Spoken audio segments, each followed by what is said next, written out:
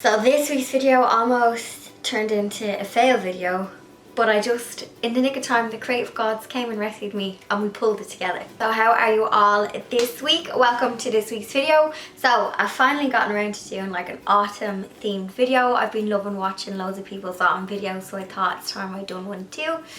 So I decided to make some cement pumpkins because I've seen them on Pinterest. I also seen them on Chelsea's channel. I'm gonna pop her YouTube channel here, and I was like, I want to have a shot at making them. So a couple of disasters, but I think that's good because I can show you my disasters and how I fixed it and how I managed to pull it all together in the end. I'm gonna get straight into it. You know the drill. If you're new to my channel, hit the sub button, hit the bell if you want to get a notification as well, so you can find me and come back to my channel. So let's get into it, and here's how I made my cement pumpkins. So I picked up a bag of white cement from my local hardware store. I was just drawn to the white cement. I've never actually worked with cement before. I also have some rubber gloves, which are about 10 sizes too big, as you can see, which made it quite difficult. I also have just a bucket and some string as well for this. I also have a cut up old pair of tights. So when it came to the cement, there wasn't really instructions on the bag, so I went for kind of like wallpaper paste. So once there was no lumps in it, but it wasn't too watery or too thick. I probably should have used a bowl or something as a little kind of guide to get the cement in, but I used this little washing up clothes washing scoop thing to scoop in my cement mixture into the tights, and I'm simply just making like a circular shape.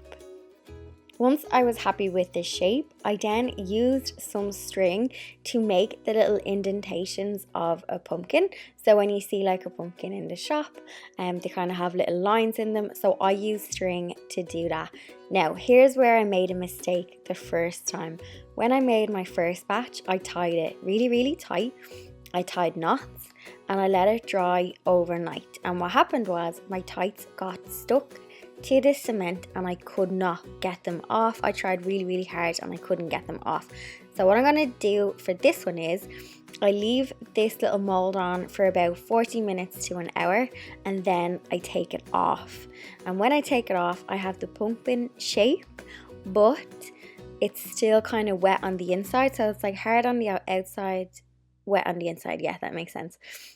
And then I leave them to dry overnight before I paint them. So don't leave them overnight with the tights on, because that's where I messed up.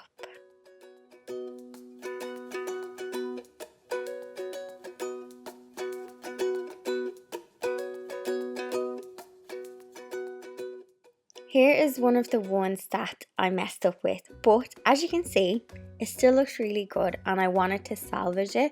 So using my sander, I sanded off as much of the tights as I could. I also just used like a little pliers to kind of pull out any of the bits. It was quite hard to do.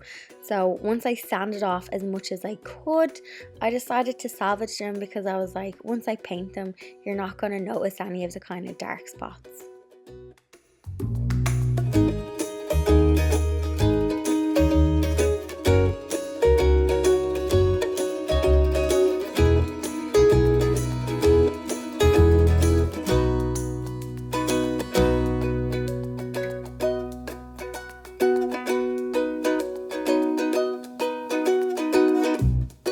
I decided to have some fun and I spray painted one of my pumpkins in this bright gold spray paint because I like the contrast and how it's going to look with my pink pumpkins. I use my rotary tool with one of the sanding pieces to sand down the pumpkin. So this is the one that I like the shape of and I done correctly, but there was still a bit of kind of grittiness to it. So I just gave it a light sanding with my rotary tool. Don't worry if you do not have a rotary tool, because you could just use some sandpaper and just hand sand it. The rotary tool is just really handy because it gets inside all of the grooves. Once I was happy with how they were looking, the shape of them and how they were feeling, I gave them some paint. So I just kind of played around with some paint that I already had under the sink, and I mixed pink and white together to get some blush tones. I just gave these like one coat of paint because it was enough. The ones that had some tights left, I just went over them areas twice, but generally one coat on these cement pumpkins was perfect. I'm using the paint that I used in some of my previous video. I'm using the Artentico Versant Matte.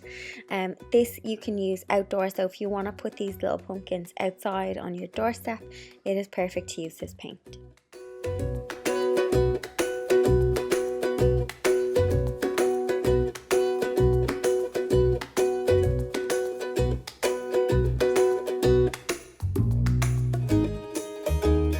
Every autumn video needs a black cat, and Pepsi was supervising me painting my pumpkins, so she made a little cameo in this week's video. I'm just cutting up some twigs that I found in the garden because I want to make little stumps for the smaller pumpkins. Once I was happy with how they were looking and how I cut them, I just glue gunned them onto the pumpkins. Really easy to do.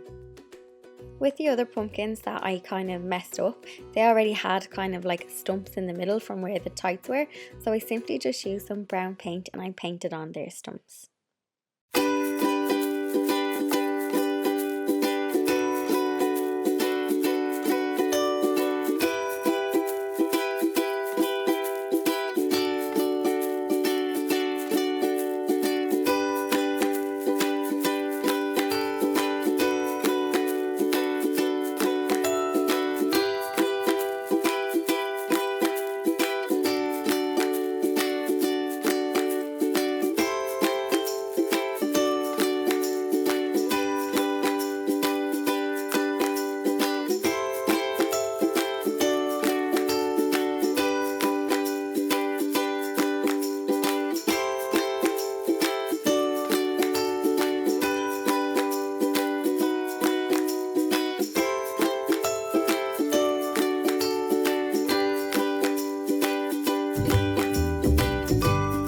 That's how I pulled it back and managed to finish my pumpkins. In hindsight, I was like, I probably should have used clay, but I really liked that cement that I used. I wouldn't be a cement buying expert by any means, but that white cement, it didn't crack, because I know when I've used clay has cracked on me. It didn't crack, it was just super adherent, and had I have just taken off the tights sooner, I wouldn't have had the problem. And I'm glad I salvaged the other pumpkins by sanding off the tights, because I love the shape of them.